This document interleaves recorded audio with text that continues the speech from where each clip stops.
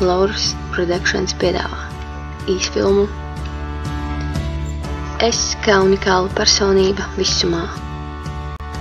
Mēs katrs esam unikāla personība paši sev, citiem un visumā.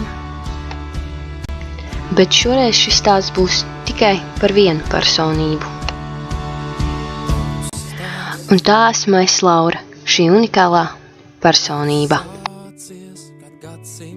Pats grūtākais ir saprast, kāds tu esi pats sev kā personība. Tomēr, ja tu zini, kāds esi tu pats, kādu tevi redz citi un kādu vietu tu ieņem visumā, tu sapratīsi atbildi un būsi pārliecināts, ka tu esi unikāla personība. Mans dzīves moto – visu iesākto vienmēr novest līdz galam, lai arī cik grūti tas nebūtu. Pēc horoskopa esmu Vēzis, cilvēks ar augstu radošo potenciālu un spēju katram darbam pieiet no mākslinieciskās puses.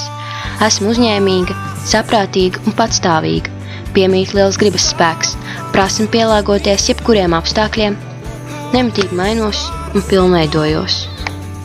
Un man ļoti patīk ziema.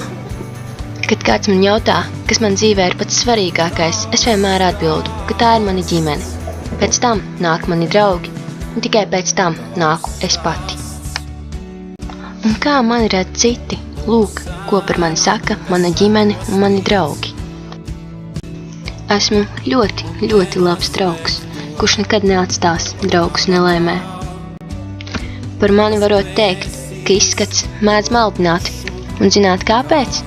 Jo kurš gan būtu domājis, ka tādai smalkai meitenei kā man ir tik skaļa balss?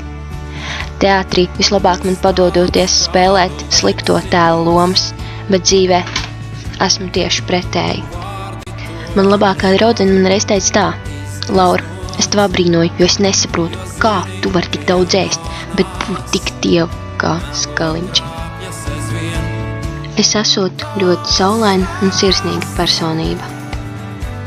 Nu lūk, šādu mani redz cilvēki, kas man atrodas apkārt.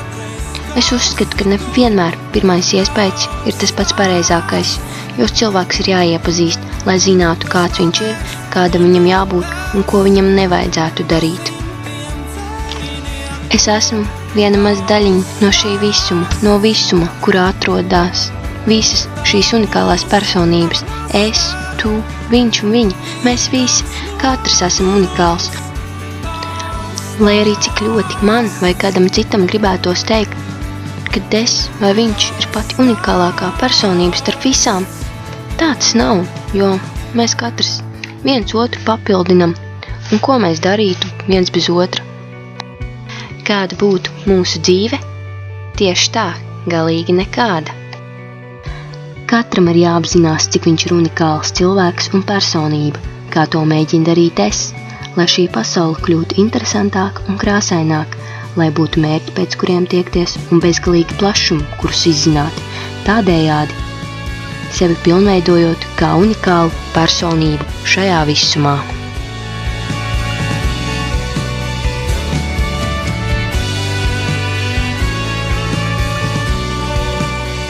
Šoreiz tas arī viss.